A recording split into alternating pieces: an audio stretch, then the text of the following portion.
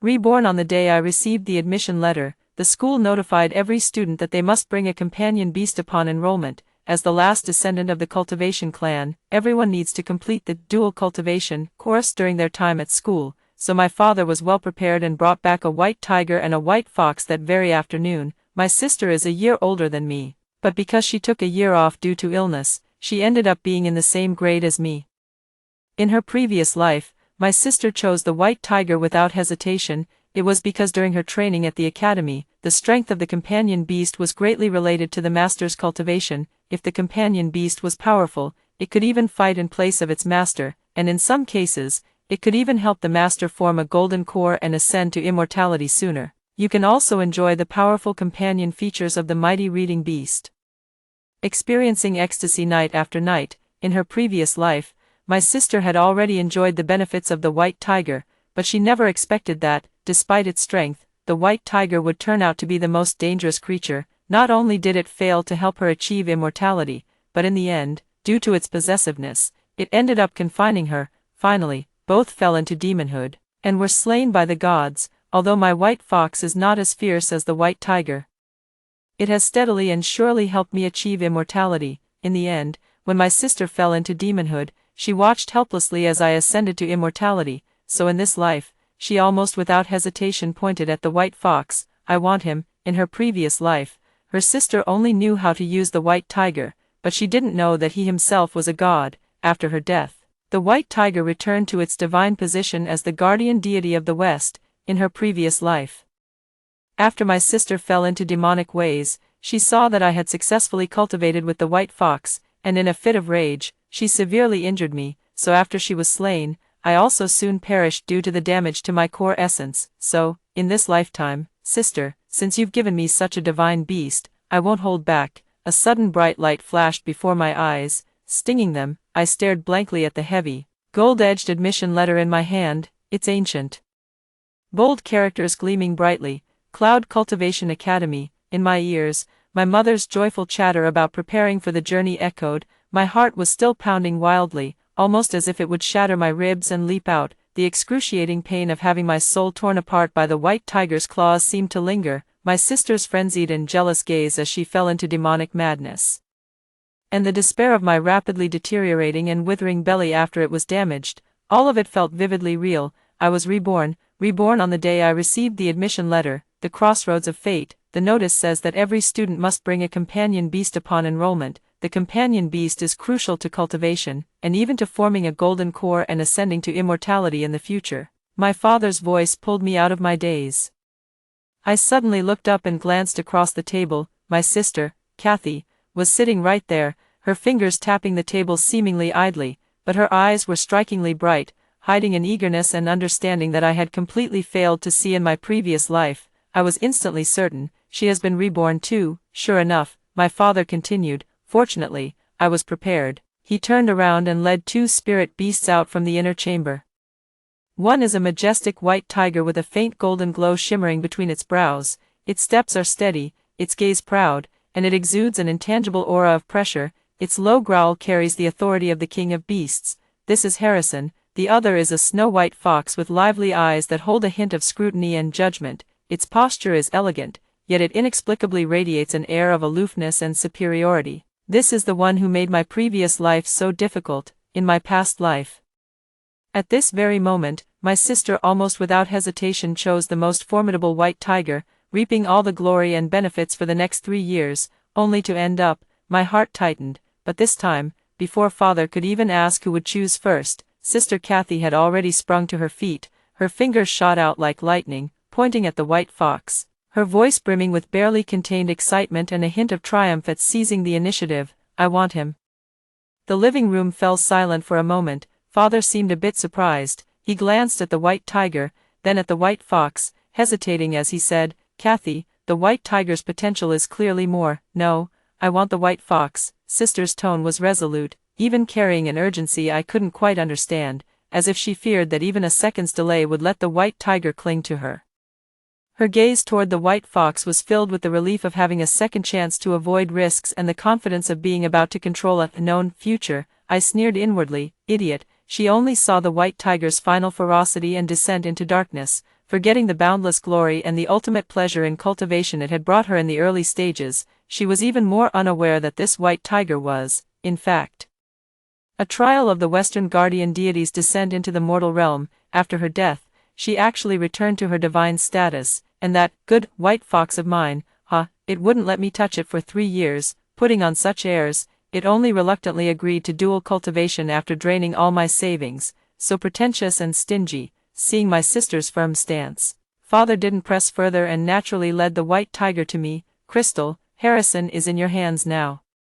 He has a fierce nature, you must guide him well, and do not let his ferocity overpower his spirit, lest it hinder his cultivation. I suppressed the surging excitement and ecstasy in my heart, trying to keep my expression calm and even a bit resigned, nodding obediently. Yes, father, I will treat him well. I lowered my gaze slightly, meeting the deep golden eyes of the white tiger. Harrison, he seemed to be sizing me up as well.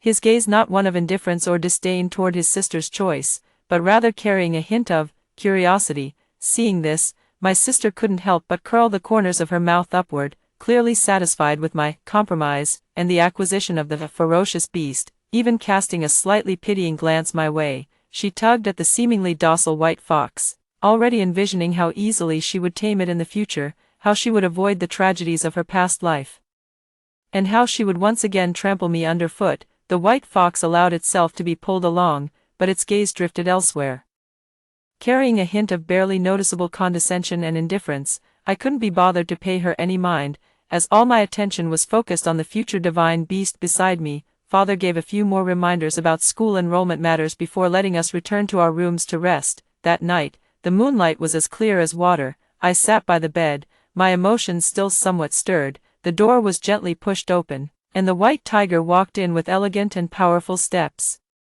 its silver-white fur flowing with a soft glow under the moonlight. He walked straight up to me, his large head leaning in close, his warm breath hitting my face, carrying a faint, domineering aura. I knew what he was about to do. The first dual cultivation between a companion beast and its master is crucial, as it lays the foundation for future cultivation and establishes a key bond of understanding. In my past life, it was after this very night that my sister's cultivation advanced by leaps and bounds, leaving her peers far behind. I took a deep breath, not backing away. Instead, I reached out and gently touched the soft fur on the side of his neck, whispering, "Harrison, please guide me." A flicker of surprise passed through his golden eyes, soon replaced by a deeper, more profound darkness. With a low growl, a soft yet powerful white light emanated from his body, slowly enveloping me. At first, it was a bit uncomfortable. The power of the divine beast was overwhelmingly immense and domineering. As it surged into my body, it felt like a raging river, scouring my meridians and bringing a subtle sense of swelling and pain.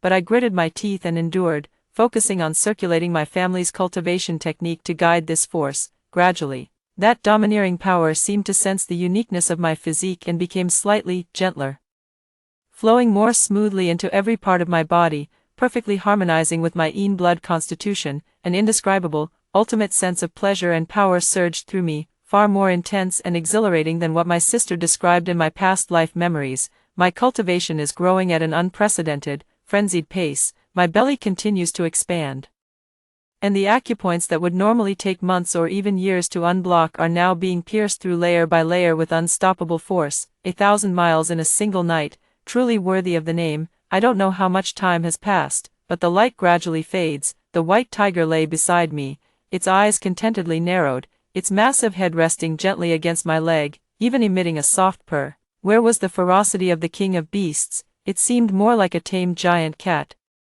I gently stroked its soft, cotton-like fur, feeling the surging power within me and an unprecedented sense of ease, unable to suppress the smile that curled at the corners of my mouth. "Oh, sister, do you know what it is that you have abandoned? You feared his ferocity, dreaded his possessiveness, yet you never realized that my own blood constitution is the perfect vessel to dissolve his aggression and harness his divine power for my own use. You are even more unaware that loyalty and trust are the only chains that can bind the heart of a divine beast. Unlike in your past life, where you enjoyed the benefits brought by the white tiger while seeking excitement out of boredom, ultimately bringing disaster upon yourself, in this life, you've chosen that overly sensitive white fox. You're in for quite a ride." As for me, I looked at Harrison, the white tiger sleeping peacefully beside me, my gaze filled with unwavering determination. In this life, I am determined to join hands with this future deity by my side and reach the pinnacle of the immortal path. All those who owed me in my past life, I will reclaim every debt. Outside the window, the moonlight is bright, my path to immortality officially begins this very night. Cloud Cultivation Academy is built atop the mist-shrouded mountain peaks, with its upturned eaves and intricate brackets, where spiritual energy is so dense it almost materializes.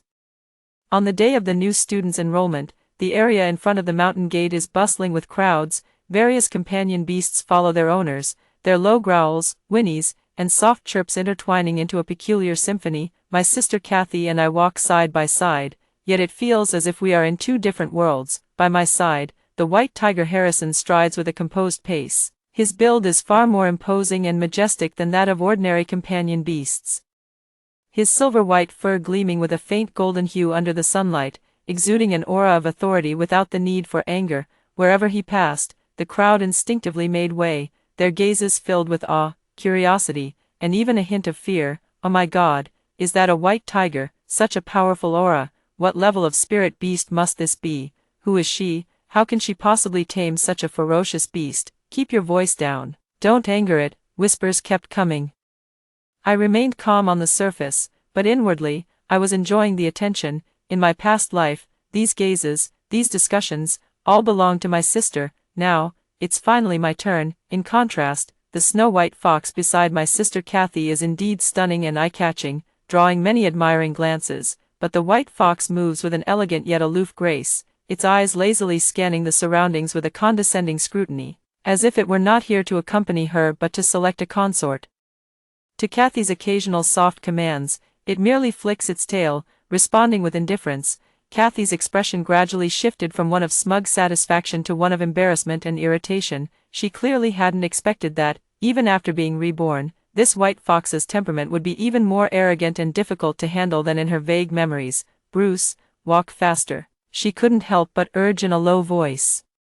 Even wanting to reach out and tug at the delicate collar around his neck, the white fox leaped nimbly, evading her hand, and glanced at her with glass-like eyes that held a clear trace of mockery, as if saying, "Who are you to command me?" Kathy's hand froze in mid-air, her face instantly flushed, and a few suppressed chuckles seemed to drift from the surroundings. She glared fiercely at the white fox but didn't dare to actually lash out. She could only suppress her anger, quicken her pace, and try to put some distance between us. The enrollment process went surprisingly smoothly. The teacher in charge of registration clearly paused for a moment upon seeing Harrison by my side, and their attitude became noticeably more respectful. They quickly handed me the key to the best dormitory and a resource list, saying, "Student Crystal, these are your allocated resources. Additionally, given the exceptionally high grade of your companion beast, the Academy has specially approved an extra, spirit-tempering pill, for you to help you and your companion beast achieve harmony sooner." "Thank you, teacher." I took the items, understanding dawning on me. This is the privilege that comes with strength, something my sister enjoyed to the fullest in her previous life. When it was my sister's turn, the teacher handled the matter strictly by the book, handing her the standard portion. She looked at the resources that were clearly much less than what I had. Her lips twitched as if she wanted to say something, but in the end, she just gritted her teeth and held it in. Pulling a reluctant white fox away with a sullen expression, the dormitory was an independent, secluded courtyard, a privilege reserved only for students with top-tier talent. Closing the door shut out the noise from outside. Harrison paced around the courtyard, as if marking his territory, then returned to my side and lay down, his massive body taking up nearly half of the small living room. I took out that bottle of spirit-tempering pills and poured one out. The pill was round and smooth, emitting an enticing fragrance. Just as I was about to take it, I saw Harrison raise his head, his golden pupils looking at the pill in my hand, then at me. A sudden inspiration struck me, and I brought the pill to his lips. "Do you want it?" He lowered his head, his warm tongue curling around the pill, and a faint tingling sensation spread from his fingertips. After swallowing it, the spiritual energy around him seemed to grow slightly more condensed. And then he gently nuzzled my palm with his large head. A peculiar connection formed between us, clearer than the one after our dual cultivation last night. I could vaguely sense his satisfaction and a hint of closeness. Feeling a slight warmth in my heart, I smiled and poured out another pill to take. As the pill dissolved, its potent energy spread, and I immediately sat cross-legged to circulate my cultivation technique. The medicinal energy was quickly absorbed, merging into the widened meridians and energy sea from last night, and my cultivation advanced another small step, but soon, a barely noticeable restlessness rose from my belly, and the blood body's craving for nourishment began to stir once more. I opened my eyes and met Harrison's golden gaze, which had somehow drawn near without my noticing. He seemed to sense my needs and discomfort as well. With a low growl, a soft white light emanated from him once more, this time much gentler, slowly enveloping me. Unlike the forceful impact of our first encounter last night, this dual cultivation felt much more natural and seamless.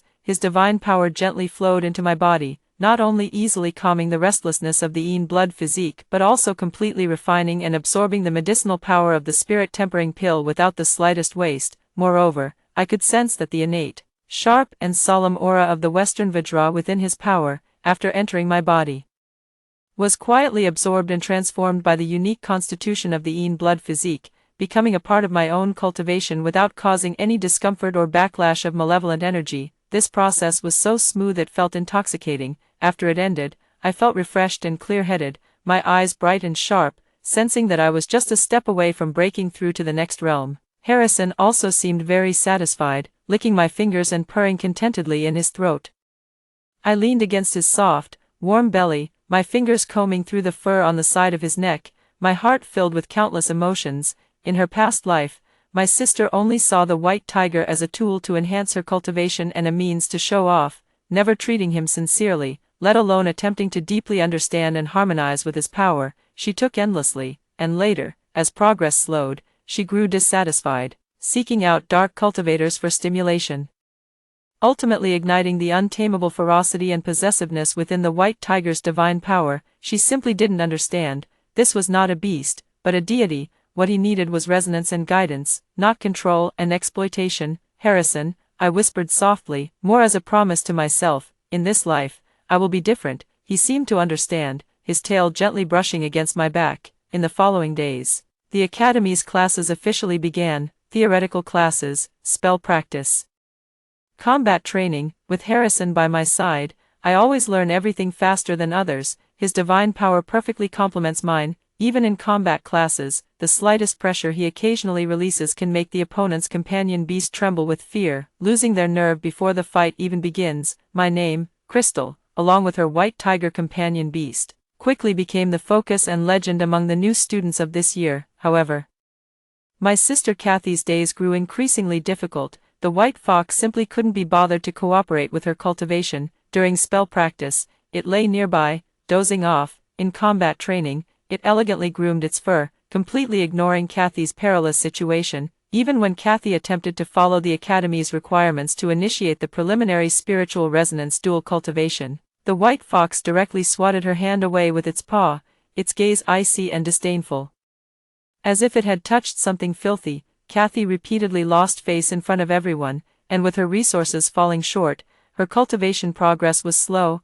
almost making her the negative example among the new students. The anxiety and resentment on her face grew heavier, and when she looked in my direction, the jealousy in her eyes almost seemed to solidify into something tangible. She probably couldn't understand, no matter how hard she tried, why the fierce beast that had ultimately fallen into demonic corruption in her hands in the previous life was so obedient in mine. Why was my seemingly reliable white fox from my past life actually so ill-natured? That evening, just as I finished my cultivation and left the training hall, I happened to see Kathy in a corner, trying to forcibly hug the white fox while anxiously growling under her breath. What will it take for you to help me? We're study companions, we're in this together.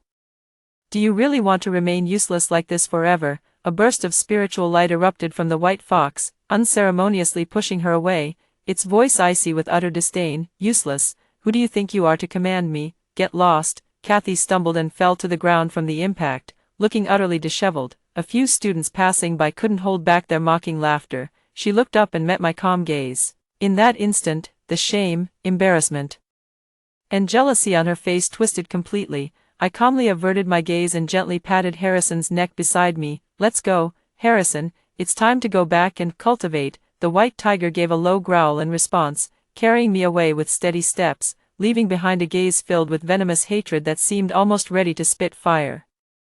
Her suffering had only just begun, and my path to immortality was now wide open. The days at the academy followed a routine, yet undercurrents were stirring. My cultivation, under Harrison's day-to-day assistance, has been steadily improving at a staggering pace. My belly brimmed with energy, my meridians widened like rivers, and my spiritual power flowed smoothly and effortlessly. In just over half a month, I had already faintly touched the threshold of the mid-stage foundation establishment. In my previous life, this was a speed I wouldn't even dare to imagine. Although Harrison still carried the majesty of the king of beasts, he grew increasingly gentle toward me. The arrogance in those golden pupils remained, but when he looked at me, it always softened a little. Occasionally, he would even take the initiative to nudge me with his large head as a sign of affection. I knew that my unique constitution not only perfectly accommodated his power but also subtly soothed the sharp, killing edge of his divine strength, which belonged to the Western Vajra. The understanding and trust between us are growing day by day. In the academy, rumors about me and my white tiger are growing increasingly intense. Some are in awe, some are envious, and of course, there are also those who make sour remarks, saying that I'm just lucky to have a powerful companion beast and that I might not have much skill myself. To all of this, I just laugh it off. True strength doesn't need to be proven through arguments. On the other hand, Kathy's situation was getting worse by the day. Bruce the White Fox's arrogance and difficult nature had become an open joke among the new students. It didn't act like a companion beast at all, more like an ancestor visiting the academy to nitpick and find fault. Kathy tried to lure it with resources, offering the spirit stones and elixirs from her share right in front of it. However, it merely sniffed with its nose, then disdainfully turned its head away, its eyes seeming to say, "Is that all?" Kathy trembled with anger but had no way to deal with it. Her cultivation progress had almost come to a standstill, and she ranked at the bottom in several minor tests. Her mentor's gaze toward her had shifted from initial expectation to helplessness and a faint sense of dissatisfaction. That sense of disparity and urgency was almost driving her insane. She was reborn into this life, not to suffer such humiliation. This afternoon was the basic spiritual resonance dual cultivation class. The purpose of this class was to help the master and their companion beast establish a deeper spiritual connection, laying the foundation for true dual cultivation in the future, which was of utmost importance. In the training room, pairs of masters and companion beasts were making attempts. Some companion beasts were docile and cooperative, with spiritual energy blending and light flowing, creating a scene of harmony. Some, though inexperienced, were also trying their best. Harrison and I were the first to complete it. Almost the moment I began circulating my cultivation technique, his divine power gently surged forth, seamlessly blending with my own spiritual energy, cycling back and forth without the slightest obstruction. A faint golden-white glow enveloped us, drawing frequent nods of approval from the instructor and envious glances from the surrounding classmates. Meanwhile, Kathy became the other focal point of attention in the room. A cautionary example, she sat cross-legged in front of the white fox, her face flushed red, fine beads of sweat forming on her temples as she struggled to guide her spiritual energy to make contact with the fox. But Bruce merely lay lazily, even letting out a yawn, his tail tip occasionally sweeping the ground, completely isolating his spiritual energy and refusing to let her get close. "Bruce, cooperate a little," Kathy hissed through gritted teeth, her voice a mix of pleading and impatience. "This is a course requirement. How am I supposed to pass the assessment?" The white fox lifted its eyelids, its glass-like eyes filled with mockery, and even turned its head away, presenting its rear to her. A few suppressed snickers could be heard from the surroundings. Kathy's face instantly turned from red to pale, a mix of shame and fury overwhelming her. The sense of superiority from her rebirth and the resentment that had built up over the past few days erupted completely at this moment. She abruptly reached out, no longer attempting to channel spiritual energy but instead grabbing directly at the white fox's forelimb, her voice turning shrill. "I told you to cooperate. Did you hear me? You're my companion beast. You have to listen to me." She actually intended to use forceful physical contact to forcibly establish a connection. Squeak. The white fox let out a sharp, urgent shriek, no longer lazy but filled with extreme anger at being offended. A blinding white light erupted from its body, and a powerful spiritual energy shockwave exploded without restraint. Bang! Kathy never expected the white fox's reaction to be so fierce and violent. Caught off guard, she was thrown backward by the tremendous force. She screamed, her body uncontrollably flung backward, violently crashing through the half-open window of the training room.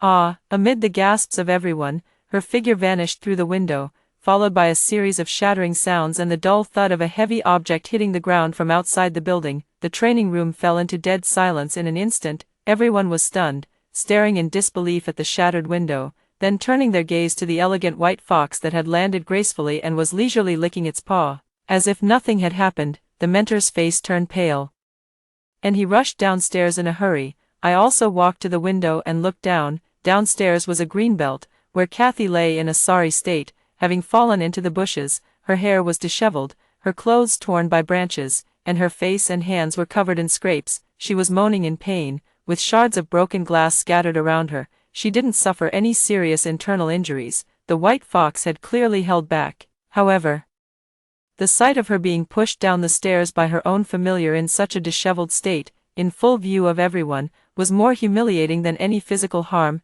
Several students and instructors who had rushed over upon hearing the commotion surrounded her, scrambling to help her up, struggling to lift her head. Her face, drained of color, was etched with terror, humiliation, and disbelief. Her gaze cut through the crowd and abruptly fixed on me, watching the spectacle from the window.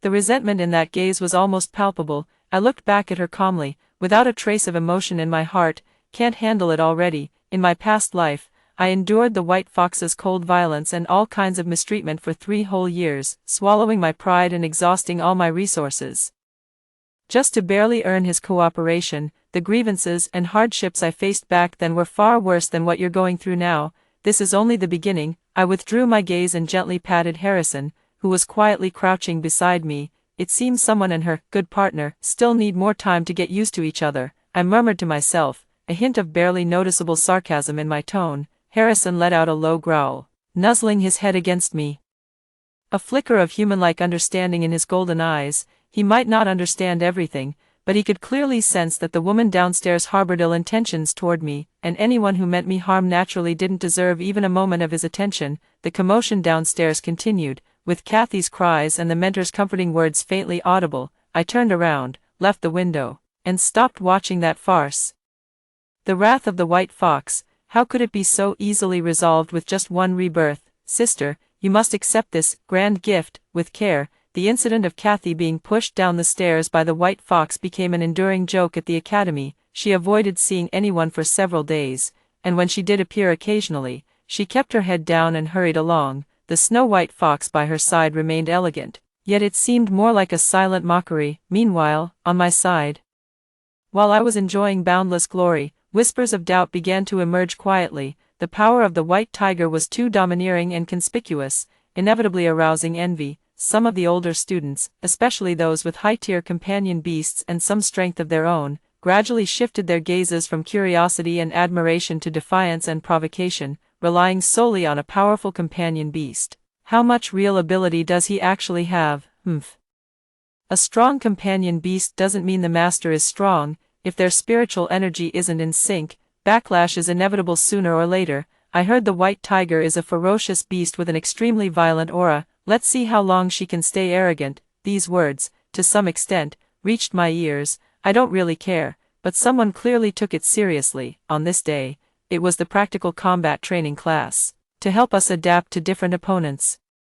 The instructor arranged random pairings through a draw. As luck would have it, my opponent was a senior male student named Jack. True to his name, he was burly and reckless. His companion beast was an ironclad rage bear, thick-skinned, immensely strong, and quite notorious among the lower-grade students. Jack drew the lot, and upon seeing it was me, a smile mixing disdain and excitement instantly spread across his face. Clearly, he intended to make a name for himself by stepping on me and my white tiger. Crystal, Jr., he said gruffly, with undisguised provocation, fists and feet have no eyes, and the companion beast is even harder to control. If you get hurt later, don't come crying. The ironclad bear beside him rose on its hind legs, pounding its chest and letting out a low, rumbling roar. Its gaze filled with the hostility of a wild beast as it stared at Harrison. Harrison merely cast a lazy glance at the bear, yawned, and paid it no mind. This dismissive attitude only further infuriated Jack.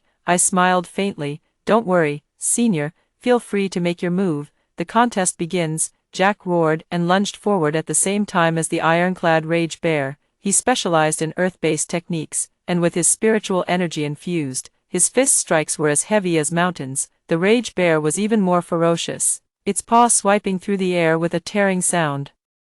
Aiming straight for Harrison's head, the onlookers let out a collective gasp. Harrison moved, no fancy techniques, just the simplest pounce and swipe, swift as lightning. Roar, a genuine tiger's roar shook the entire arena, carrying the majesty and killing intent of the king of beasts. The sound wasn't as rough as a bear's roar, instead, it had a metallic sharpness and penetrating power that struck straight to the soul. The iron-armored savage bear, mid-leap, suddenly froze.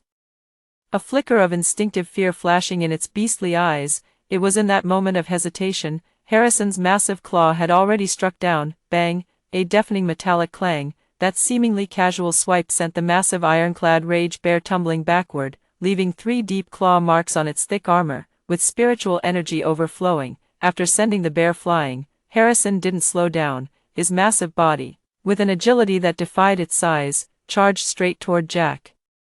Jack was horrified, channeling all his spiritual energy to block. Thud, he was struck and forced to retreat repeatedly, his energy and blood churning violently. His protective spiritual energy fluctuated intensely, nearly collapsing. In a single strike, the difference in strength was immediately clear. However, just as Harrison repelled his opponent and gained an absolute advantage, a sudden change occurred, perhaps provoked by the opponent's taunt, awakening the ferocity deep within his bones. Or perhaps the thrill of the battle made him slightly loosen his control. The gentle white light surrounding Harrison suddenly turned blazing and sharp, and a flash of savage crimson swept through his golden pupils. He threw his head back and let out an even wilder roar, his terrifying pressure descending like a tangible mountain, crushing the armored bear that had just struggled to its feet and the pale-faced Jack. Within that pressure, there was not only an absolute overwhelming force but also a cold, pure killing intent that seemed to hail from the ancient primordial era. Not good. The mentor's expression changed abruptly as he stood up suddenly, ready to intervene. Everyone could see that the white tiger's ferocity had been provoked. In such a situation, it was very easy to lose control and cause severe injuries or even death. Jack and his raging bear were completely stiff under the impact of that terrifying killing intent. Unable to move even a finger, their faces filled with despair and fear. Kathy, watching from the sidelines, saw this scene and a nearly twisted sense of delight and anticipation suddenly erupted in her eyes. Yes, that's it, go wild, hurt someone, let everyone see the true face of this beast. At this critical moment, I moved. I didn't retreat, nor did I panic. Instead, I stepped forward quickly, walking straight into the center of Harrison's raging oppressive aura. Crystal, come back, the mentor exclaimed. Everyone thought I was crazy. However, the next scene left them utterly dumbfounded. I reached out my hand without activating any defensive spiritual power, and simply, gently pressed it against the slightly trembling fur on Harrison's neck as he roared. The terrifying pressure, enough to crush a Foundation establishment cultivator, and that trace of cold killing intent, upon touching my body, actually flowed into me as meekly and eagerly as 100 rivers converging into the sea. Yes, flowed in. My blood constitution has a natural affinity and craving for powers that lean towards evil, malice, and killing attributes, that trace of fierce, malevolent energy, which outsiders view as a flood or a wild beast, enough to trigger inner demons, entered my meridians without causing any discomfort. Instead, it was quickly transformed and absorbed, turning into a pure and immense energy that flowed into my belly. I even trembled slightly with pleasure, a faint blush rising to my cheeks. The spiritual energy within me instantly became active and surged, solidly advancing my cultivation by a small step. Under the soothing touch of my palm and the frantic, devouring, the violent crimson in Harrison's eyes quickly faded away, and the intense, sharp radiance around him also softened once again. His massive head turned and nuzzled my palm, emitting a grumbling sound in his throat as if he were aggrieved, as though the ferocious beast from moments ago was not him. The room fell deathly silent. The silence was so profound you could hear a pin drop. Everyone seemed to be under a spell, their mouths agape and eyes wide, staring at the bizarre yet harmonious scene in the arena. The white tiger, which had been in a fierce rage, became as docile as a large cat with just a gentle touch from its owner. The terrifying, soul-shattering aura of menace actually seemed like a tonic to her. Jack and his ferocious bear collapsed to the ground, gasping for breath as if they had narrowly escaped death, looking at me as if I were a monster. The mentor slowly sat back down, his face filled with shock and disbelief. As for Kathy, who was hiding behind the crowd, the delight and anticipation on her face froze completely, then slowly shattered, transforming into a deeper, incomprehensible horror and confusion. Why? Why did that fierce and violent aura not harm her in the slightest? Why was the white tiger so docile in her presence? What on earth is going on? Feeling the increase in power within me, I gently patted Harrison's head, glanced at the stunned mentor, and smiled slightly. Mentor, can the match continue now?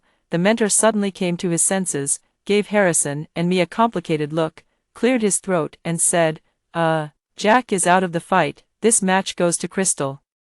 I nodded and led the now docile Harrison off the arena. As we passed, the crowd instinctively stepped back again, but this time, the emotions in their eyes had completely changed. No longer was it just simple awe or admiration, but a mix of shock, disbelief, and a hint of deep apprehension. They finally began to understand that Crystal's power did not come solely from that white tiger. I basked in their gaze, my mind clear and serene. Sister, do you see it now? The power you fear as a dire threat is, to me, a ladder to immortality. You will never understand. That scene in the practical class was like a silent storm that swept through the entire Cloud Academy. The word, crystal, was no longer just associated with being lucky enough to obtain a powerful companion beast. It now carried the connotations of unfathomable and mysteriously powerful. Some people privately referred to me as the devourer of malice, which, while not entirely accurate, reflected the shock they felt at my ability to absorb and transform malevolent energy.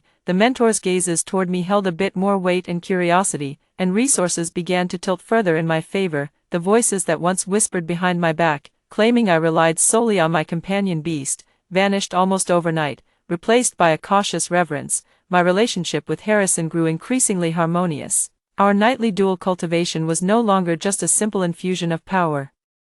It felt more like a dance and fusion at the soul level. His divine power has become increasingly gentle and tame, and what I give back to him is the unique nourishment and soothing of the Yin blood body. Our cultivation has been advancing by leaps and bounds in this harmonious cycle. I can feel that the barrier of the foundation establishment mid-stage is as thin as a cicada's wing, ready to break through at any moment. The sun is bright, and the days are peaceful, at least that's how it is for me.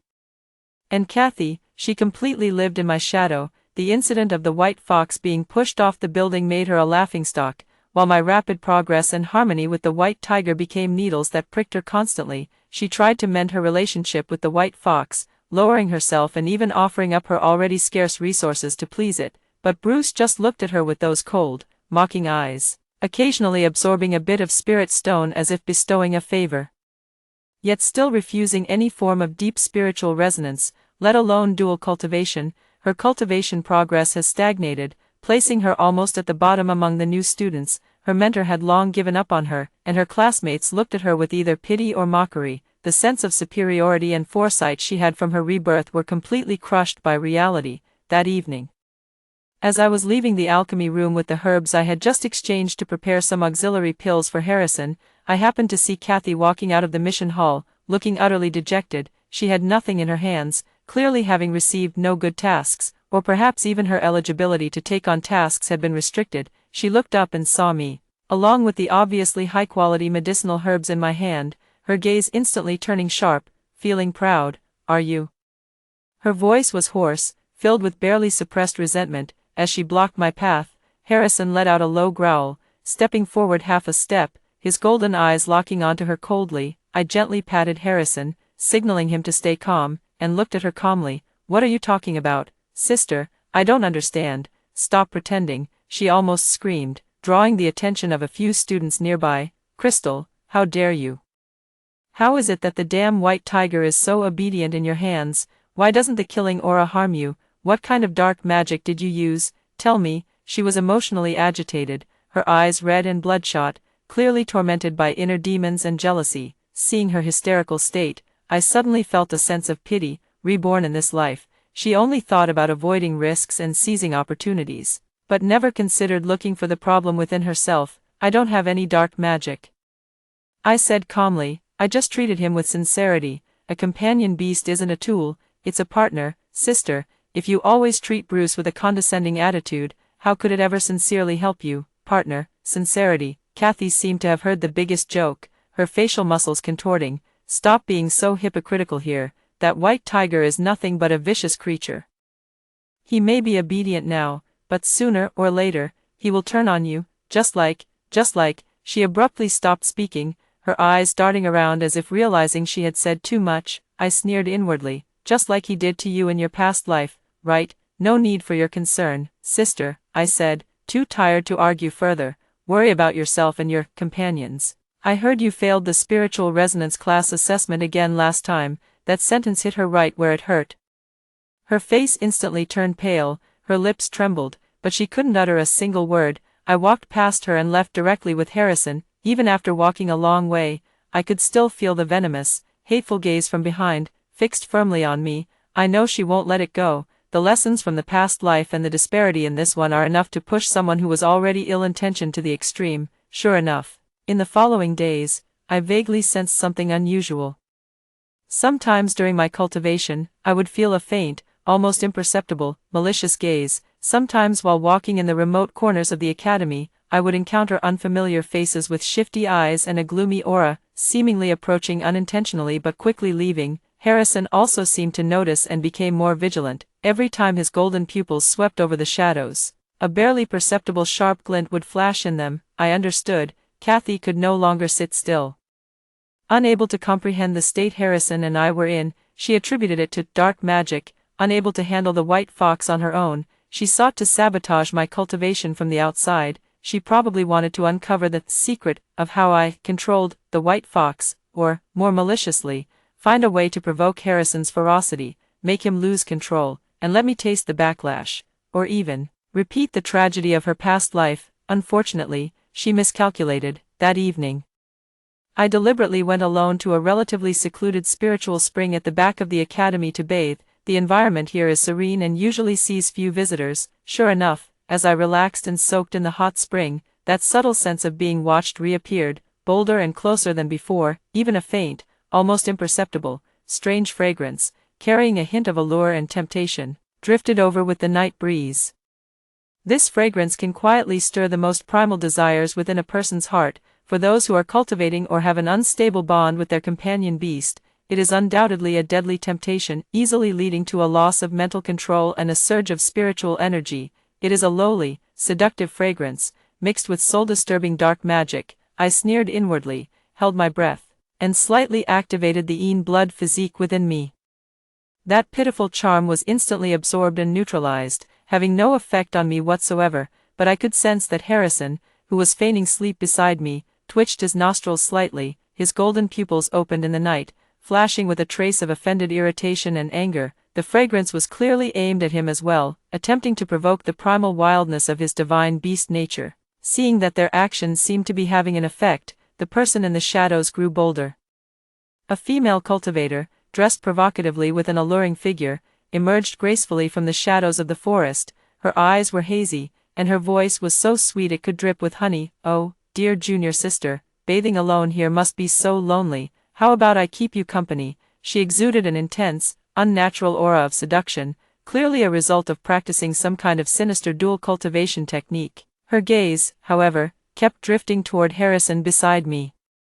Her intentions all too obvious. She wanted to approach, even touch Harrison in this way, completely igniting the ferocity stirred by the sinister fragrance. Just as she was about to approach the spring, her fingers almost pretending to accidentally brush against Harrison. Roar! Harrison suddenly stood up, letting out a low but warning growl. It wasn't the ferocity of losing reason, but the ultimate disgust and authority of a deity offended by an ant. The powerful pressure instantly locked onto that evil female cultivator. The female cultivator's face instantly turned deathly pale, forced to retreat repeatedly by the pressure, nearly collapsing to the ground. The seductive look in her eyes was completely replaced by fear. I rose from the spring, water droplets sliding off my body. I casually draped on my outer robe, my gaze cold as I looked at the female cultivator, then swept over the dark shadows of the forest from which she had come. "Get lost," I spat out just one word. The female cultivator seemed to have received a pardon, scrambling away in a panic, disappearing into the darkness in an instant. Deep in the woods, there also seemed to be a sound of a suppressed, furious gasp, followed by the sound of panicked, receding footsteps. I walked over to Harrison and stroked his tense back muscles. "It's okay," I said softly, "just a clown making a scene." He lowered his head, nuzzled my cheek, the anger in his eyes gradually fading. Replaced by a deeper sense of dependence and protectiveness, I looked in the direction where Kathy had disappeared, my gaze turning completely cold. Sister, you really went down this path, using evil cultivation to lure and sow discord, truly, hopelessly foolish. You have no idea that by doing this, not only are you failing to destroy anything, but instead, you're actually helping us. Since that clumsy attempt at seduction by the spirit spring failed that night. The covert spying seemed to quiet down for a few days, but I could sense that the lurking malice hadn't vanished. Instead, it coiled in the shadows like a venomous snake, waiting for a more lethal strike. Kathy would never give up easily. Her obsession from her past life and her jealousy in this one had twisted into a malignant tumor. I pretended not to notice, continuing to go everywhere with Harrison every day, cultivating, attending classes, visiting the library, and even deliberately acting particularly intimate and dependent on him at times, as if I were completely immersed in the pride of having such a powerful companion beast. I know, the more happy and smooth I appear, the more anxious, resentful, and desperate my sister hiding in the shadows will become, pushing her to take greater risks. Sure enough, after just a few days of calm, a new opportunity was presented to me. That day, a middle-aged cultivator with a kind face, who introduced himself as the Academy's logistics manager, approached me and handed me a mission scroll. Crystal, the Academy has detected unusual activity in an abandoned herb garden on the back mountain. It's suspected that low-level magical creatures have infested the area, disrupting the Earth's energy. After evaluating the task hall, they believe your companion beast is powerful and just right for the cleanup mission. The reward is 300 contribution points, plus a mind-calming herb. The steward smiled amiably, speaking in a natural tone. A mind-calming herb, it's an excellent item for stabilizing spiritual awareness and aiding breakthroughs, which would be quite helpful for my imminent breakthrough to the mid-stage of Foundation establishment. The reward is so generous it's almost excessive, for dealing with low-level monsters. Such a price is hardly necessary, I sneered inwardly, but on the surface, I showed just the right amount of surprise and a hint of hesitation. The abandoned herb garden in the back mountain, I've heard it's quite remote. It is indeed a bit remote, which is why monsters have started breeding there, the steward quickly explained, his tone growing even more gentle. But with your strength and the white tigers, it should be an easy task. The deadline is before noon tomorrow. What do you think? I pondered for a moment, as if unable to resist the temptation of the reward, and nodded. All right, I'll take it. Excellent, excellent. A barely noticeable sense of relief flashed in the steward's eyes. He handed me the scroll, offered a few more words of caution, and then hurried away. Holding the scroll, I watched his retreating figure, my gaze turning cold. This person in charge is probably also bribed or used. Kathy has really invested some resources to deal with me. Returning to my residence, I carefully unrolled the scroll to examine it. The location marked on the map is indeed extremely remote, almost at the edge of the Academy's barrier. The spiritual energy there is chaotic, and it's rarely visited. Truly a place for murder and robbery. Oh no, it's a perfect place for breeding monsters and setting traps. Harrison leaned in, sniffed the scroll, and let out a low growl in his throat, a flicker of alertness in his golden eyes. He, too, sensed that something was off. I stroked his head and said softly, "It seems someone has prepared a grand show for us." He nuzzled my palm, his eyes making it clear, wherever we go, he will follow. The next day, I went to the back mountain as instructed. The closer I got to the abandoned herb garden, the more desolate and silent the surroundings became. Even the chirping of birds grew scarce, and the air was filled with a faint, unsettling sense of oppression. Harrison walked beside me, his step steady, but his muscles were slightly tensed, as if he were ready to burst into combat at any moment. Finally, after passing through a grove of withered trees, a desolate and dilapidated herb garden came into view. Broken walls and overgrown weeds were everywhere, and the air carried a faint stench of decay and demonic energy.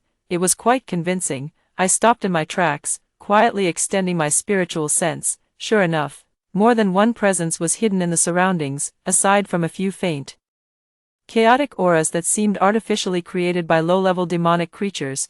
There were also 3 or 4 energy fluctuations belonging to cultivators, deliberately suppressed yet carrying a sinister aura, concealed behind the crumbling walls and dense, withered grass. And further away, a presence I was all too familiar with, tinged with tension and malicious anticipation, was hiding behind a massive boulder, watching intently. Kathy, she really came in person.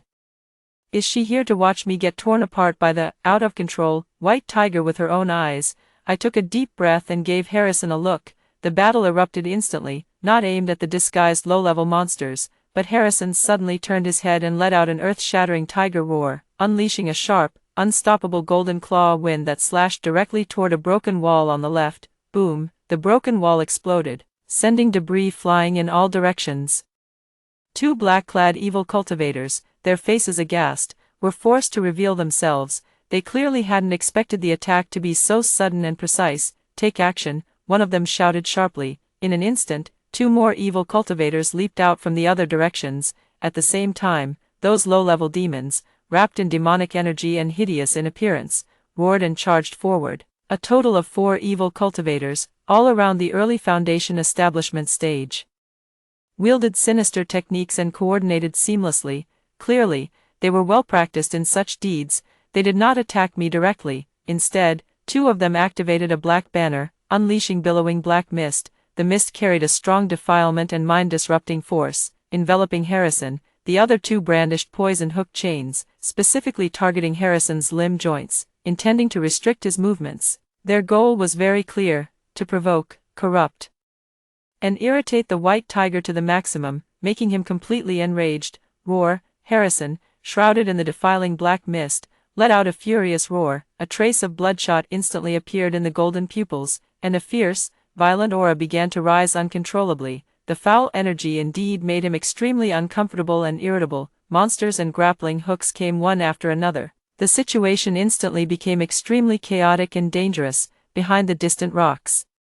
Kathy clenched her fists nervously, her eyes wide open, her face twisted with anticipation, silently muttering, go mad, tear her apart." Yet, right in the center of the chaos, I moved. I did not panic and dodge, nor did I try to attack those evil cultivators. Instead, with a swift movement, he charged into the foul black mist, rushing to Harrison's side, who was on the verge of frenzy. "Crystal, you're asking for death," a sinister cultivator, seeing this, sneered and intensified the activation of the banner. The black mist grew even denser, emitting eerie, howling screams like those of ghosts and wolves. But as I stood within it, my blood constitution began to circulate rapidly on its own. The foul and evil energy that would be enough to make an ordinary cultivator's spiritual power stagnate and their mind lose control, to me, feels like another form of tonic, although the taste is a bit off and there are more impurities.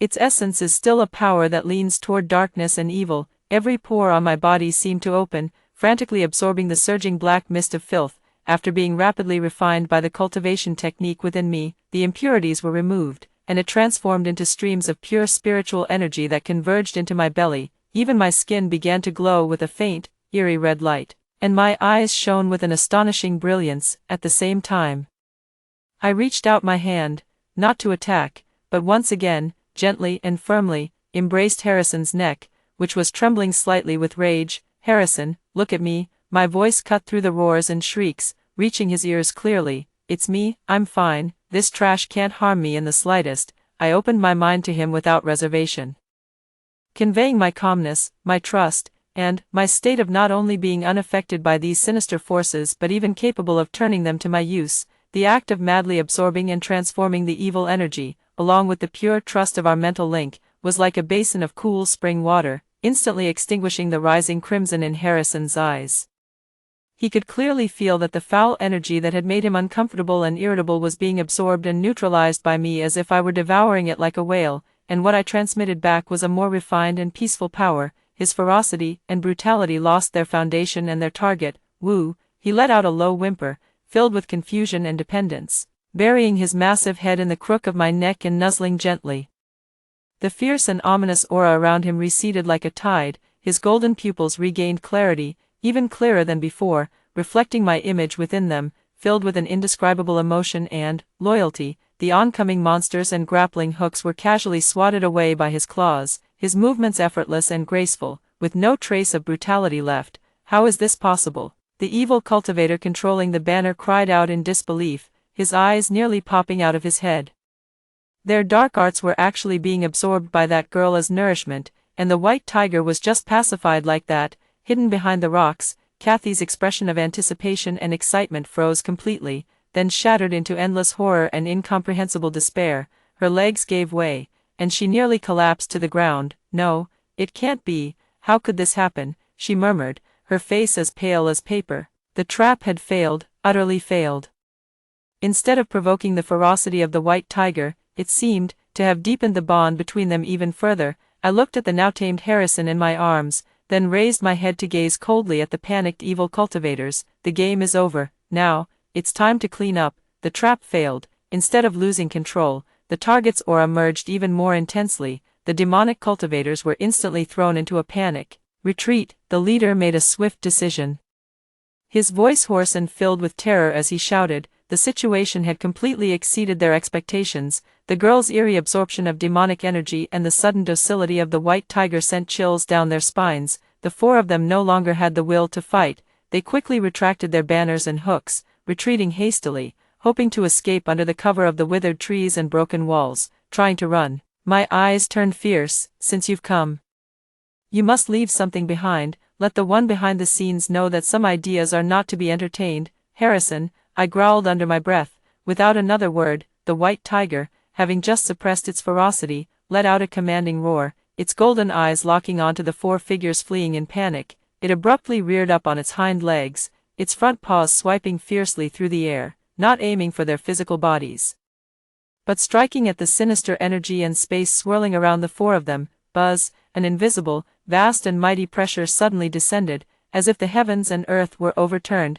That was the power of the law belonging to the Western guardian deity. Although it could not be fully manifested due to the limitations of a mortal body, its divine essence exerted absolute suppression on such evil entities. The four evil cultivators felt a heavy pressure envelop them, as if they had sunk into an invisible quagmire. The dark energy circulating within their bodies instantly grew sluggish and stagnant, their steps becoming unbearably heavy, and their speed of escape plummeted dramatically. What terrified them even more was the feeling that their very souls were trembling, as if they were being watched by some supreme being, leaving them with no will to resist. Divine might. Someone screamed uncontrollably, their voice distorted and filled with unbelievable fear. The moment they slowed down, I moved, the spiritual energy, surging within the body from absorbing and transforming those foul and evil forces, erupted explosively, and my figure darted out like a ghost. Shockwave palm. I let out a sharp cry, thrusting both palms forward. The spiritual energy transformed into layers of wave-like illusions,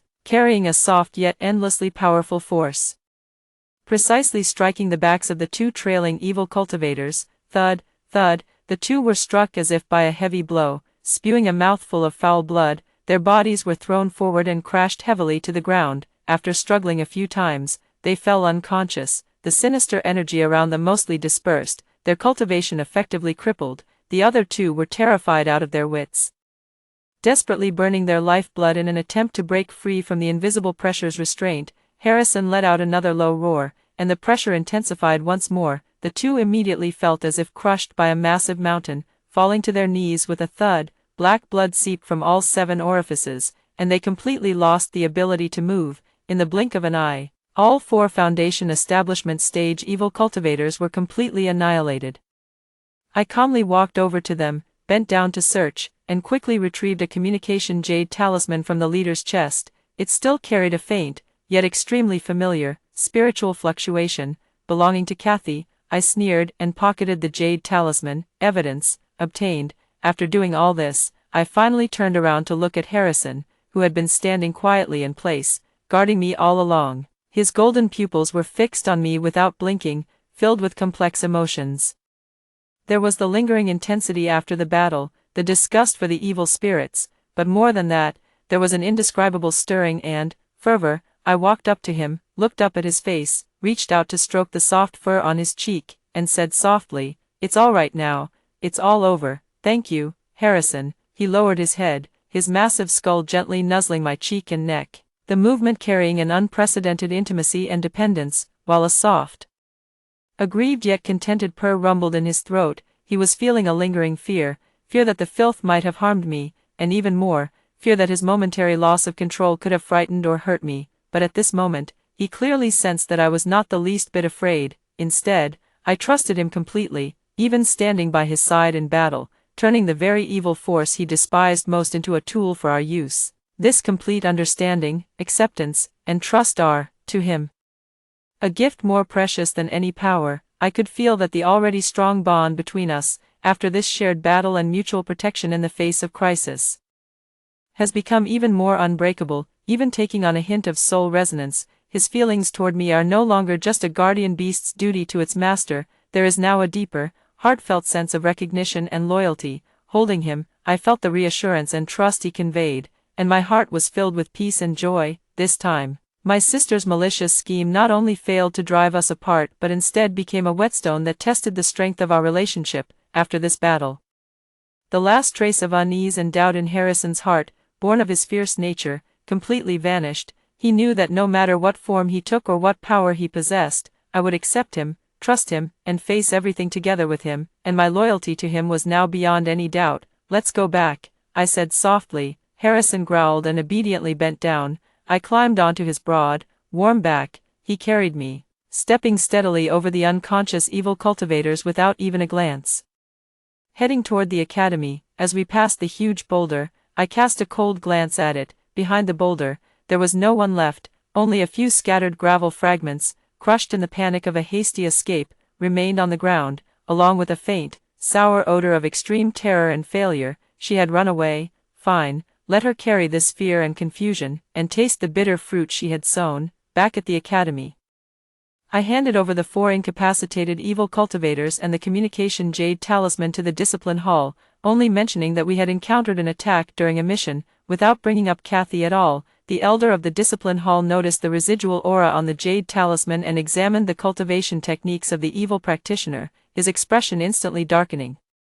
Students within the academy colluding with evil practitioners to attack fellow disciples is a grave taboo. Soon, a silent purge took place within the academy. Several supervisors who had connections with or were bribed by evil practitioners were eliminated, and the atmosphere was cleansed. Although I didn't mention any names, Kathy's situation had clearly become even more difficult. She became reclusive, her face pale, her gaze evasive. Whenever she occasionally encountered me, she would avoid me from afar as if she had seen a ghost, no longer daring to show the slightest provocation. She probably still can't figure out to this day why the trap she so meticulously designed led to such an outcome. She would never know that, after this incident, the relationship between Harrison and me had already been elevated. Our nightly dual cultivation became even more exhilarating, with spiritual energy flowing seamlessly, even carrying a hint of soul fusion.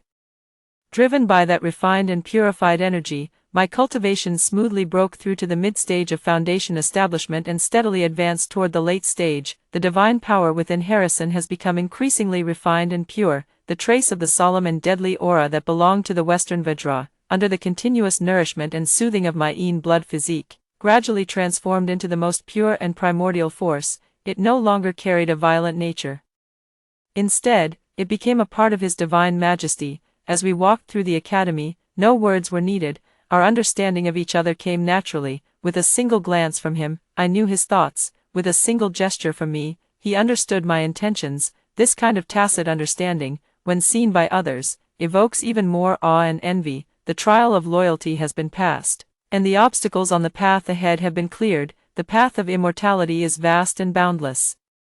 But I am not alone in my journey, sister. Your act is over. Now, it's my turn to show what I can do. The purge in the disciplinary hall has significantly improved the academy's atmosphere, but it has also left Kathy like a startled bird, completely retreating into her shell. She no longer dares to make any obvious moves, not even daring to glance at me, hiding in her dorm all day, almost becoming invisible. However, beneath the surface calm, the rotting flames of jealousy and the torment of confusion will only drive her even more insane. She couldn't understand, no matter what, she just couldn't understand. Why didn't the white tiger turn against her? Why was the evil power ineffective? Why wasn't Crystal destroyed? Instead, her cultivation grew even more refined, and her rapport with that ferocious beast was so glaring it was suffocating. She was reborn with foreknowledge, and should have seized every advantage.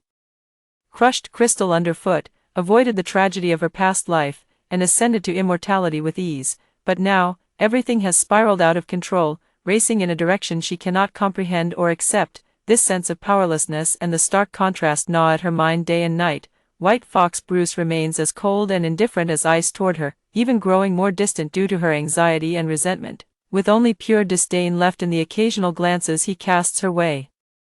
Her cultivation has made no progress, yet her inner demons grow stronger day by day. She must know the answer, even if it's just a glance. She wants to know what kind of sorcery Crystal used. This thought became an obsession, growing wildly in her heart. She began to secretly observe my daily routine and discovered that every few days, I would take the white tiger alone to a more secluded, spiritually rich valley deep in the back mountains to cultivate, often staying there for most of the day.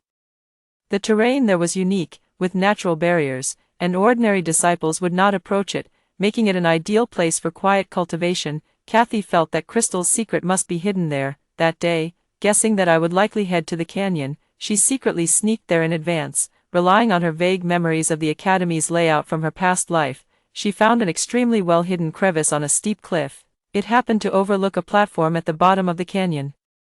Yet it was concealed by dense vines and protruding rocks, making it extremely difficult to detect. Holding her breath, she suppressed all traces of her presence to the utmost, lying in wait like a stone statue, while her heart raced wildly from nervousness and a morbid sense of anticipation. Before long, Harrison and I indeed arrived. We made our way to the center of the platform with ease. The lush green grass, the babbling stream, and the misty aura made it truly a wonderful place. After cycling my energy through several cycles to consolidate my mid-stage foundation establishment cultivation, I felt my spiritual power once again brimming within me, and my blood constitution faintly emitted a signal of longing. I opened my eyes and looked at Harrison, who was quietly keeping watch by my side. His golden eyes were gentle, filled with inquiry. I smiled faintly and nodded. The next moment, a pure and immense sacred white light emanated from Harrison's body. It was no longer the sharpness of battle, nor the ferocity of rage, but a warm, vast, and life-filled power, like the afternoon sun, slowly enveloping me. I also activated my cultivation technique, fully unleashing my blood physique, like parched earth welcoming a downpour. I actively and joyfully embraced the influx of that sacred energy. The moment the two forces merged, an exquisite sensation swept through my entire body. My spiritual power grew and purified at a visible rate, and my divine sense continuously strengthened and solidified under the nourishment of that sacred energy. A lustrous glow radiated from the surface of my skin, and the acupoints all over my body opened and closed on their own, absorbing the spiritual energy of heaven and earth along with the divine power Harrison transferred to me, and with my active acceptance and transformation. The power Harrison transferred was not wasted in the slightest, nor did it cause any discomfort. Instead, due to the unique feedback of my blood constitution, the golden light in his eyes grew increasingly brilliant. The flow of divine power became more seamless and effortless, and even within the white light, a faint, extremely subtle golden rune representing the essence of divinity flickered and vanished. We are immersed in a perfect cycle of seamless integration and mutual benefit. A symbiotic harmony, our auras intertwine, our spiritual energies resonate, and occasionally, a faint divine light flows between us, appearing sacred and harmonious. This was nothing like the dark arts or forced control Kathy had imagined. This is clearly the highest level, once-in-a-lifetime perfect dual cultivation. Kathy, hiding in the crevice of the cliff, tightly covered her mouth, her eyes wide with shock. What did she see? That warm, sacred white light, that harmonious and blended aura. That visible improvement in cultivation, and the expression on Crystal's face, intoxicated yet clear, comfortable and completely free of pain, along with the white tiger's gentle and dependent gaze, even carrying a sense of affection and protection. How is this possible? That is the white tiger, the fierce beast that dragged her into hell in her past life, a monster with overwhelming ferocity and possessive desire. How could it possess such pure and divine power? How could it be so docile? How could Crystal withstand it and even enjoy it? In her previous life, she cultivated with the white tiger, and although her cultivation greatly increased, the white tiger's power always carried an overbearing and aggressive quality that made her tremble with fear. In the later stages, it was even filled with brutality and a desire for control. When had there ever been such a sacred and gentle scene? She had always thought that Crystal had used some special method to suppress the white tiger's ferocity, or had paid some terrible price in exchange for its power, but the scene before her completely shattered all her perceptions and illusions. No suppression, no cost, only flawless harmony and symbiosis. What she had abandoned was not some vicious creature, but a supreme being capable of bestowing sacred power and aiding one in ascending to immortality with ease. And the white fox she had snatched. Remembering Bruce's icy glare and the humiliation of pushing her down the stairs, Kathy felt a surge of bitterness rise in her throat. Wrong, everything was wrong, it was wrong from the very beginning. Overwhelming regret, jealousy, resentment, and the madness of being toyed with by fate instantly consumed her. Why, Reborn once? Why is luck still on Crystal's side? Why does she get everything? Why, ugh. She could no longer hold back, letting out an extremely suppressed yet distorted scream.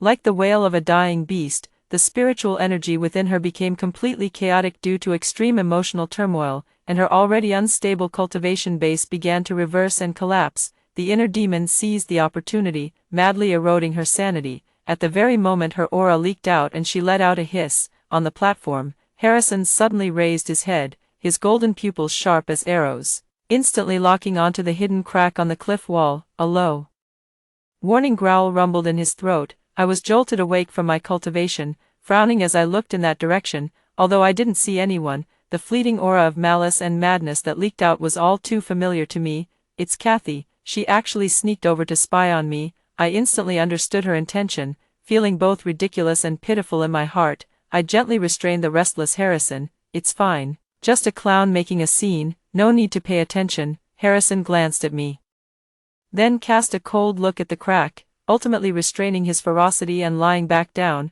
though his tail flicked impatiently. I knew that, after this glimpse, Kathy was completely finished. She is not regretful, but insane, driven mad by the fate she chose and the unbearable truth. Sure enough, a chaotic, stumbling sound came from behind the cliff crack, followed by the noise of something heavy rolling down and branches snapping. Before everything fell silent. She probably lost her composure in her frantic escape and fell off the cliff. Whether you live or die, what does it matter to me?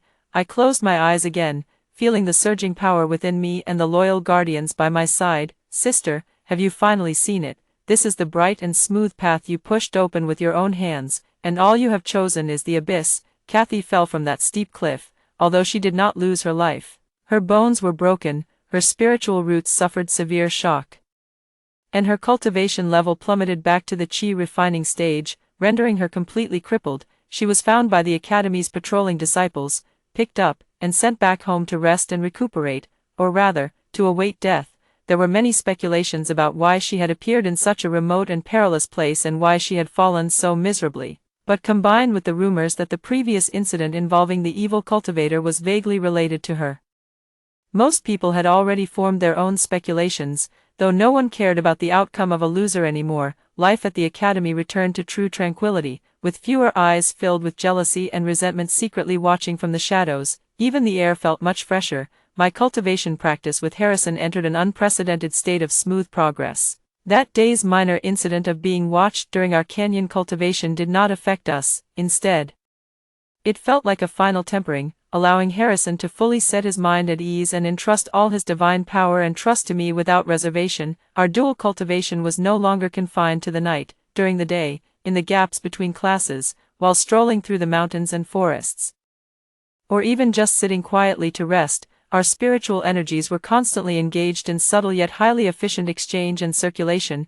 His divine power was extremely strong and pure, yet, under the containment and transformation of my blood physique, it turned into a gentle energy most suitable for my absorption, propelling my cultivation to sprint toward the late foundation establishment stage at an unprecedented speed, and my feedback, like the finest nectar, nourishes his divine essence, refining and purifying the power within his mortal vessel. The golden divine patterns, symbolizing his role as the guardian deity of the West, flow within him with increasing clarity and vitality. A wondrous mental connection gradually grew between us. Often, the moment a thought arose in my mind, he would already understand it, with just a slight shift in his gaze. I would know what he needed. This tacit understanding transcends words, goes beyond the master-servant relationship, and feels more like a symbiotic connection at the soul level. At the Academy's year-end grand competition, I unsurprisingly took first place. I didn't even need Harrison to truly step in, relying solely on my own perfected late-stage foundation establishment cultivation and the trace of sacred,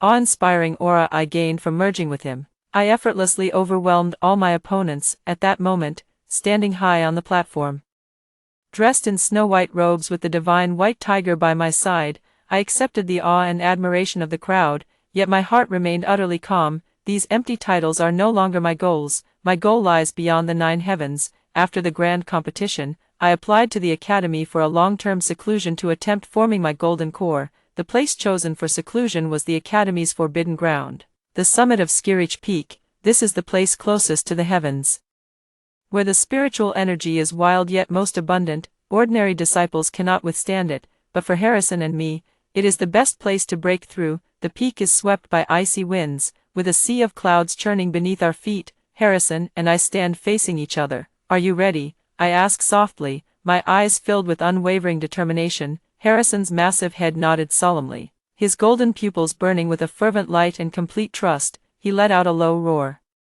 and his entire body began to radiate an incredibly brilliant and intense white light, so dazzling that it even outshone the sun in the sky.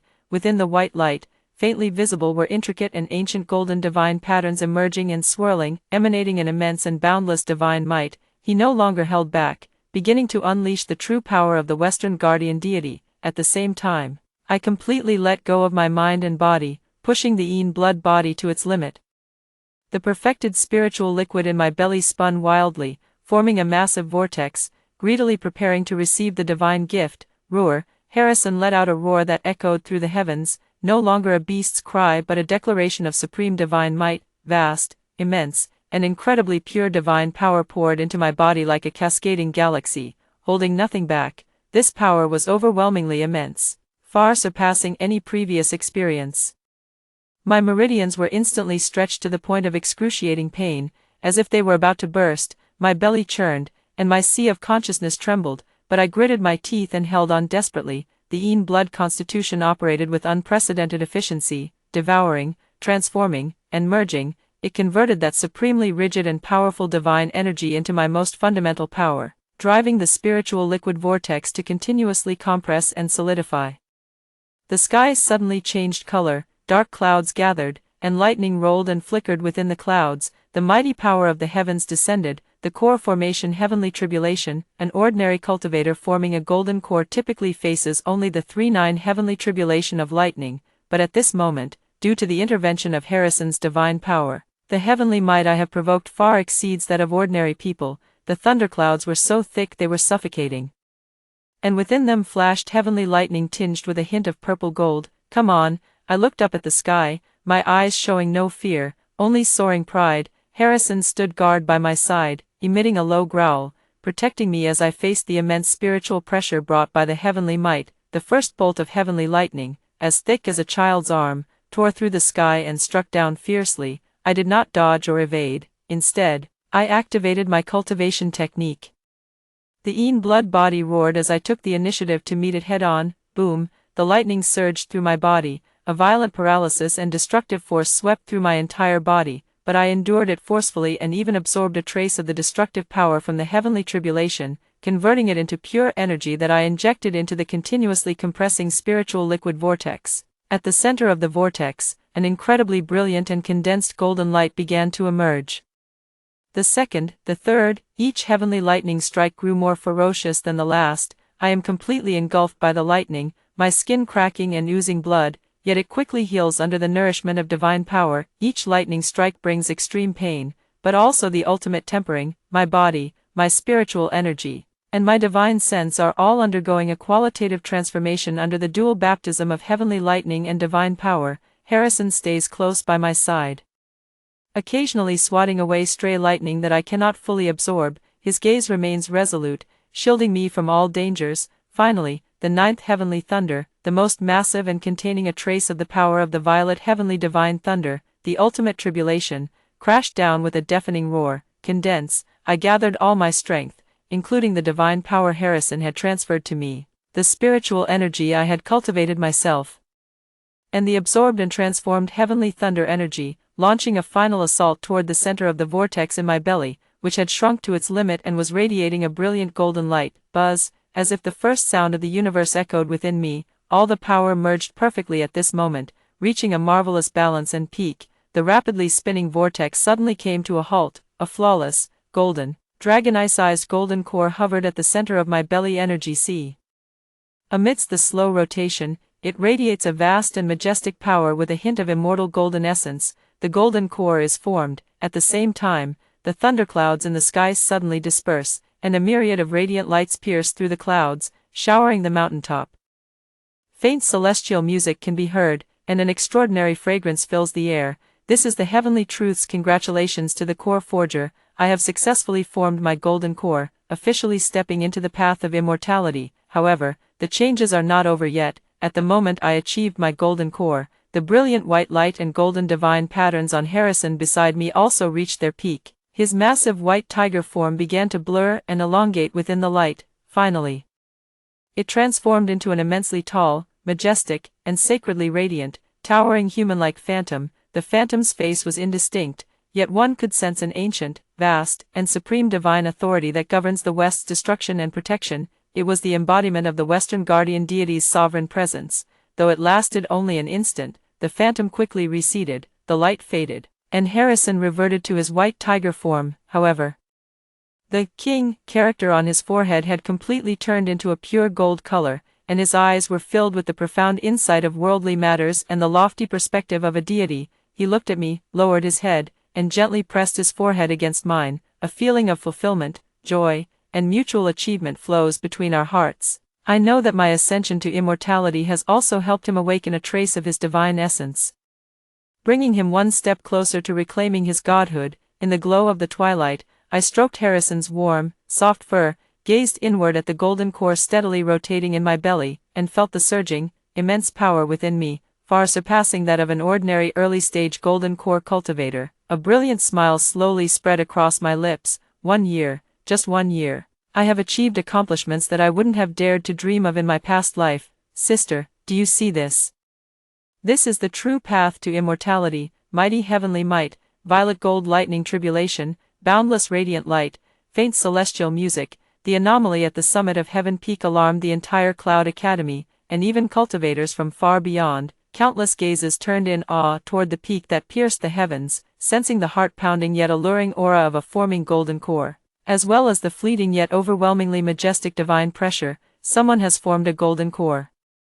It's the path of the golden core. Who is this genius, to have triggered such a terrifying heavenly tribulation? Was that divine might just now? Could it be the white tiger? Speculation, astonishment, and awe spread throughout the academy and beyond. As the glow gradually faded, Harrison and I slowly descended from the peak, only to see a dense, silent crowd lining the mountain path.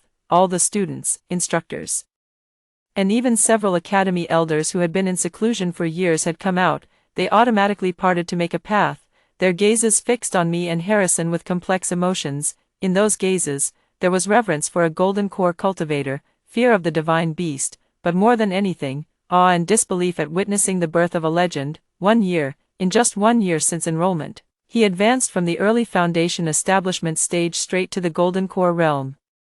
What a staggering speed! Not even the ancient texts have recorded it, and that white tiger, once regarded as a fearsome creature, now follows quietly by my side. The golden patterns on its forehead shimmer, its gaze deep and serene, its aura harmoniously blends with mine, devoid of any trace of ferocity, instead exuding a sacred and majestic presence that brings peace of mind. Who would still dare call it a beast of ill omen? Halfway up the mountain path, I stopped and looked toward the back of the crowd. My father and mother had also arrived at some point and were standing not far away. Tears welled in my mother's eyes, tears of joy. My father looked both excited and conflicted, his lips trembling slightly. In the end, he just gave me a firm, meaningful nod, as words were unnecessary. Beside them lay a stretcher. Kathy lay on it, her face pale as death, her breath faint, her spiritual roots shattered, her cultivation completely gone.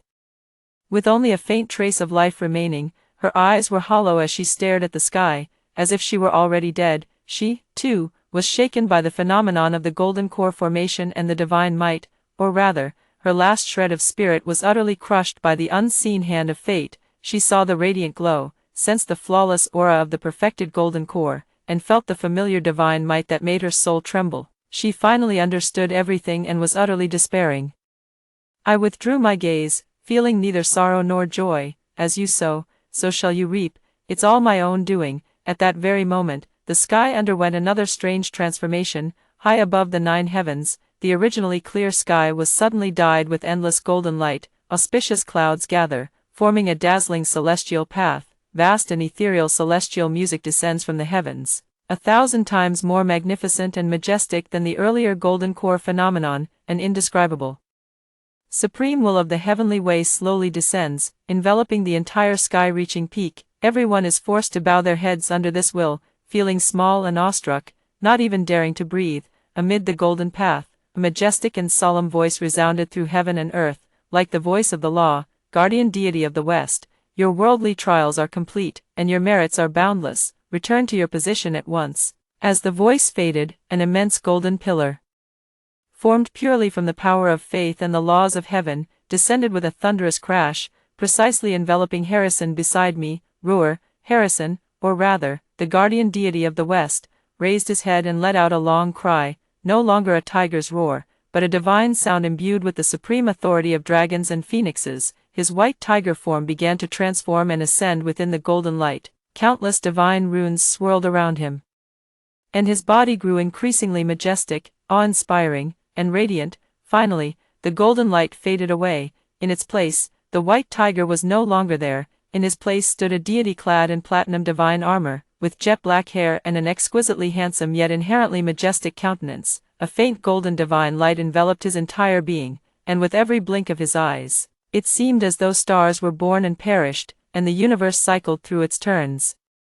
Boundless divine majesty radiated naturally from him, compelling one to bow in worship. The Western guardian deity has officially returned to his throne. The entire hall fell into a dead silence, as everyone was stunned by this mythical scene. Losing all ability to think, the deity's gaze slowly swept over the crowd and finally settled on me. That majestic look instantly softened and deepened, even carrying a hint of the dependence and attachment unique to Harrison. He reached out his hand to me, his voice low and magnetic, echoing in my ears and throughout the heavens and earth. Having journeyed through the mortal world, I met Crystal. We accompanied and understood each other, endured hardships together, and deep affection took root. Now that I have returned to my divine status, I wish to take heaven and earth as witnesses and the laws as the matchmaker. To ask for Crystal's hand as my divine consort, to share eternal life and never part. Crystal, are you willing? I looked at him, at this deity who was both familiar and unfamiliar, my heart filled with immense fulfillment and joy. Without hesitation, I bloomed with the brightest smile, placed my hand into his warm palm, and spoke with clarity and firmness. I do, willing. A smile that could outshine heaven and earth appeared on the divine Lord's face as he tightly held my hand. The laws of the heavens roared, as if in celebration. Golden flowers drifted across the sky, golden lotuses surged from the earth, and an auspicious aura filled the heavens and the earth. Holding my hand, he stepped onto the golden path formed by the converging light. Walking step by step toward the highest heavens, our figures gradually grew hazy and sacred amidst the endless auspicious light below. All those who witnessed this scene finally snapped out of their extreme astonishment. Someone was the first to kneel, and then, like a tidal wave, everyone, including the Academy elders, knelt down with utmost reverence, loudly bidding farewell, farewell, divine Lord, farewell, divine consort. Their voices converged into a mighty torrent, filled with awe and blessings. At the final moment of ascending to the ninth heaven, I turned back and took one last look at the mortal world below. Father and mother embraced each other, weeping with emotion. The crowd knelt and prostrated themselves with utmost piety. On that stretcher, in Kathy's hollow eyes, the final reflection was of the deity and me ascending hand in hand, revered by the masses. And then, that faint spark of life, like a dying candle in the wind, was completely extinguished. Her pupils dilated, her head tilted weakly to one side, and a trace of extreme regret and bitterness seemed to linger at the corner of her mouth. In the end, she watched as he and I became immortals and ascended as divine consorts. I turned my head away, no longer lingering in nostalgia. At the end of the celestial path, the divine palace stood majestic, radiant with immortal light. The myth that belongs to him and me has only just begun. After hearing the story above, what are your thoughts? Feel free to share your opinions in the comments section. Looking forward to hearing from you. If you liked this story, don't forget to like it, share it, and subscribe to my channel. See you next time.